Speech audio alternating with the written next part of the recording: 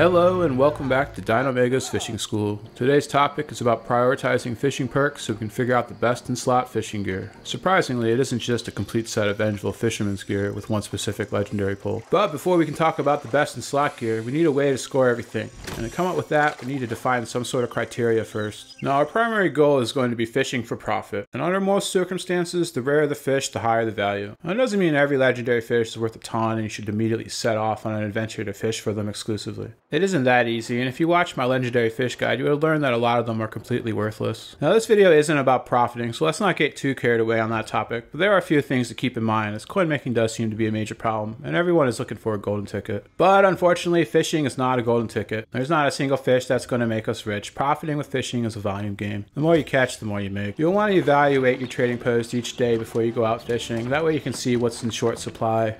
At the time of creating this video, the majority of players on most servers are still in the mid-game stage. The demand at endgame will be for the legendary fish using the best 40 attribute cooking recipes. These are the best foods for strength, dex, intellect, and focus. These foods will have a steady recurring demand from players doing wars, invasions, outpost rush, and level 60 expeditions. And eventually everyone may have the recipe, and they may have the cooking skill to make it themselves, but not everyone is going to want to go out and fish for these legendary fish. This is where you come in and profit. I'm telling you this now so you can prepare ahead of time. Now our next point of criteria is finding balance amongst the conditionals. Now since our main priority is fishing for rare fish, we're going to be primarily fishing in hotspots. And hotspots are limited in each region. And they're found in both water types. So we will be fishing in both saltwater and freshwater. Keep in mind though, the fish are different in each water type in each region. Now, I have a video that goes over this topic more in depth, and I'll link to that in the description of this one. We're also not going to worry about time of day. Our goal is volume, so we shouldn't let time of day slow us down. We'll have to find a way to equalize perks specific to time of day and water type. And our third and final point of criteria is only valuing perks which are useful to us at level 60 with 200 fishing skill.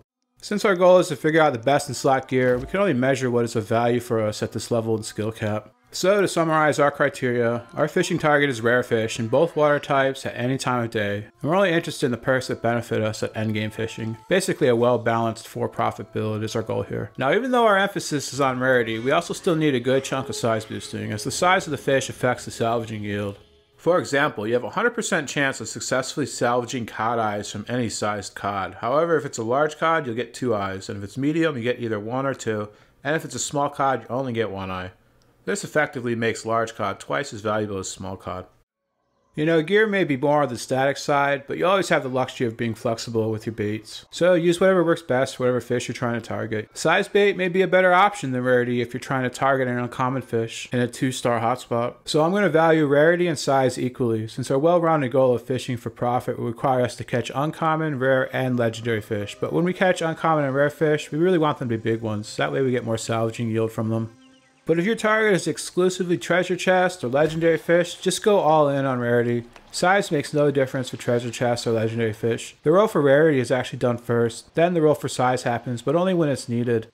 Now let's talk about the perks. And we have 5 different categories for our perks: rarity, size, cast distance, line strength, and durability. And since we're only interested in perks that have value to us at level 200 fishing, we can completely eliminate cast distance, line strength, and durability perks. They are worthless to us. At endgame fishing, we are going to be using poles that provide us 20 meters of cast distance, and at 200 fishing, we get another 10 meters from the skill level bonus. That puts us at 30 meters before any perks related to these boosts. And for those who didn't know, cast distance makes tension minigame easier to reel in your fish. And line strength is the multiplier applied to the volatility of the swings in the tension game. Both of these have the same effect of making the game easier, but in different ways. Now this may sound nice when you're low level and struggling to pull in big fish, or if you're not casting at max distance. But at max level with a max cast distance, there's no need for these perks at all. 30 meters cast distance is plenty to pull in any legendary fish with ease.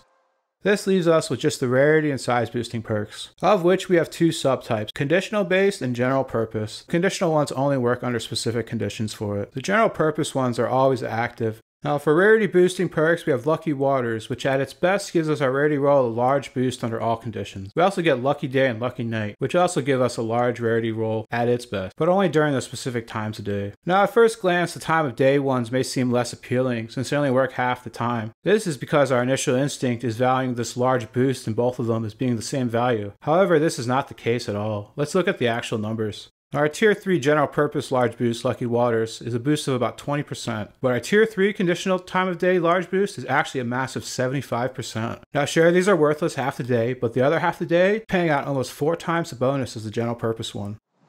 That's massive. However, we want to have the flexibility of fishing any time of day based on our criteria. We want to find ourselves just sitting around waiting for the clock to hit a certain time before we start. We end up wasting half our time doing this. And if you're like me, when you go out fishing, you're going out for at least a few day and night cycles in real life. Now for my formula and under our current criteria, I'm going to cut these percents in halves when comparing them against the general purpose ones, since they're only good half the time. In other words, the 75% boost from Lucky Night 3, I'm actually treating this as if it was 38% when comparing it to the general purpose Lucky Waters 3. This seemed like the most fair way to compare them to one another. Now, there's a number of ideas how exactly these percents work. Some think they're the actual percentages, and other people seem to think it's the value but divided by 10, so 20% is actually 2%. Well, how it works doesn't really matter for our sake though, because what we're actually measuring is the difference in values between one piece of gear and another. Size boosting perks are similar to the rarity counterparts, but we get an extra conditional one based on the water type. And the general purpose size boosting one is called Fishing Colossus, and at tier 3 it gives us a 50% boost to our size roll. The time of day conditional pair is called Daytime and Nighttime Colossus. And for our water type conditional pair, we have Saltwater and Freshwater Colossus. And our tier 3 conditional ones for size boosting give us a massive boost of 250%. Now with everything being equalized, we could simply take the adjusted percent and divide it by the maximum percent for each perk type. This will come up with a score between 0 and 1, where 1 is the highest percent. And you could always expand on this idea and try to extrapolate the value differences between saltwater and freshwater. But that's too many moving targets for me, so I'm treating them as equals. Now let's take a look at how some of the gear scores. So we have 4 different pieces for each armor slot, and each piece has 2 different fishing perks on them. And you cannot craft this gear. The vengeful set pieces are level 60 gear, which are bind on equip, and they drop in level 59 plus zones and named bosses. The other armor pieces are from the fishing quest chain. And the award for best in slot headwear goes to the Vengeful Fisherman's Hood with a score of 0.93. This hood has the traits of Lucky Waters 3 and Fishing Colossus 3. And you can find this hood as a drop from the named boss Malevolence, located in Genesis of the Malevolence, near the center of Eden Grove. You can also buy and sell this hood on the trading post. The sleek fisherman's hat was not too far behind. And the best in slot chestwear goes to the Fierce Fisherman's Smock. This one was no contest. The other contenders didn't even come close. The Fierce Fisherman's Smock comes with Fishing Colossus and Lucky Waters 3. This smock is a guaranteed drop from the reward chest given to you for the second to last fishing quest. I made a video that goes over the fishing quest chain, and I'll leave a link to that in the description as well. And to everyone's surprise, the best in slot legwear goes to the Hardy's Fisherman's Trousers. That's right, these level 28 trousers outshine the level 60 Vengeful Fisherman Pants. These trousers come packed with Fishing Colossus and Lucky Waters 2. And even though some of the other trousers had Fishing Colossus 3 or Lucky Waters 3, the second perk on those was trash. It was Fishing Reach. If you're like me and salvage these things thinking you'll never need them again, then the Fierce Fisherman trousers are your next best bet. Both the Hardy Fisherman trousers and Fierce Fisherman's trousers are also rewards from the fishing quest chain. And your best in slot fishing gloves are going to be the Vengeful Fisherman's Glove. And there's no contest here, folks. The other contenders are floating around half the score. These gloves come with Fishing Colossus 3 and Lucky Waters 3. And you can find these gloves off of any mob in Murkgard East, and they can also be bought and sold in the trading post. And last but not least, the award for the best in slot fishing boots goes to the Fierce Fisherman's Boots.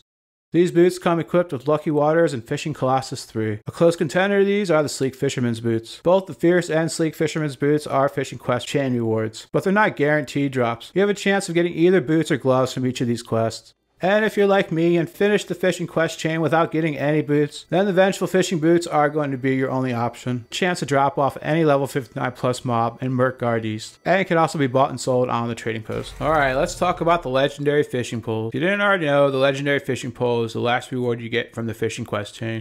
You have an equal chance of obtaining one of the 4 poles. However, the poles themselves are not equal. First, we need to strip away all the junk perks and examine just what we're left with. As you can see, we are left with 2 conditional perks for each pole. However, 2 of these poles only have 1 tier 3 perk, while the others will have 2 tier 3 perks. So, which is the best in slot pole? Well, the truth is, none of the legendary poles are the best in slot. Take a quick look at my Ironwood. And it may not be orange, but these perks put even the better legendary pulls to shame. And my Ironwood scored at 3.07 on my scale. The cast distance on the Ironwood and even the hidden value that applies to your rarity, they're the same as the legendary pulls. So really the only thing that's different between them is the perks, and that's all we're comparing right now. Now it is possible to get an even better one than the one I have. The best possible score on my system for a pull is 4. For example, if Lucky Day 1 and Lucky Night 2 rolled as 3s, this would be scored a 4. So crafted Ironwood pulls are the best if you get the right perks on them.